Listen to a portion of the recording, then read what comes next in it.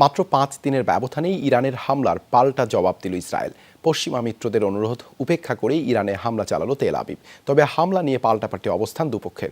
যুক্তরাষ্ট্রের দাবি, কৌশলগতভাবে গুরুত্বপূর্ণ ইস্পাহান শহরে আঘাত এনেছে ইসরায়েলি ক্ষেপণাস্ত্র। এদিকে তেহরান বলছে ক্ষেপণাস্ত্র নয়, চালানো হয়েছিল ড্রোন হামলা। সফলভাবে সেই হামলা প্রতিহতও করেছে তারা। সিলন ফ্যামিলি ব্লেন্ডের কড়ালিকার আর সতেজ স্বাদের পারফেক্ট ব্লেন্ডে স্বপ্নেরা মেলুক টানা। সরাসরি ইসরায়েলের ভূখণ্ডে ইরানের নজিরবিহীন হামলার পর থেকেই মধ্যপ্রাচ্য জুড়ে তুঙ্গে উত্তেজনার পারদ। যুক্তরাষ্ট্রসহ পশ্চিমা মিত্ররা ইসরায়েলি প্রধানমন্ত্রী বেনিয়ামিন নেতানিয়াহুকে শান্ত থাকার অনুরোধ জানালেও প্রতিশোধের হুমকি ধামকি দিয়ে আসছিল তেল আবিব।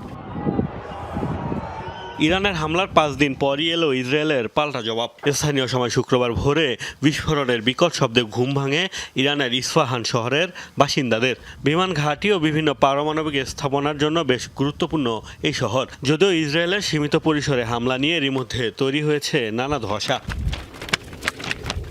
বিস্ফোরণের পর কয়েক ঘন্টার জন্য বন্ধ করে দেওয়া হয়েছিল ইরানের অভ্যন্তরীণ বিমান চলাচল। মার্কিন গোয়েন্দাদের দাবি, ক্ষেপণাস্ত্র সফলভাবে আঘাত এনেছে ইরানের ভূখণ্ডে। অন্যদিকে তেহরানের সামরিক কর্মকর্তারা বলছে, হামলার সময় সক্রিয় ছিল তাদের আকাশ প্রতিরক্ষা ব্যবস্থা। দেশটির দাবি, ক্ষেপণাস্ত্র নয় বরং ছোড়া হয়েছিল 3টি ড্রোন, যা ইরানে প্রবেশের আগেই ভূপাতিত করা হয়। এসব হামলায় কোনো ক্ষয়ক্ষতি হয়নি বলেও দাবি ইরানের। পারমাণবিক স্থাপনা যে অক্ষত রয়েছে তা নিশ্চিত করেছে জাতিসংঘের আণবিক সংস্থাও। দুই দেশের এমন পাল্টাপাল্টি অবস্থানে মধ্যপ্রাচ্যে তৈরি হয়েছে আরও একটি যুদ্ধ পরিস্থিতির।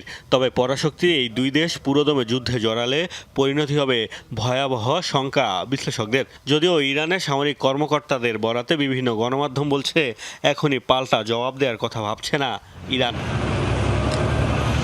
এদিকে একই দিন হামলা হয়েছে ইরাক সিরিয়াতেও। ইরানের হামলার ব্যাপক নিন্দা জানালেও ইসরায়েলের পক্ষে এখন অবস্থান পশ্চিমাদের।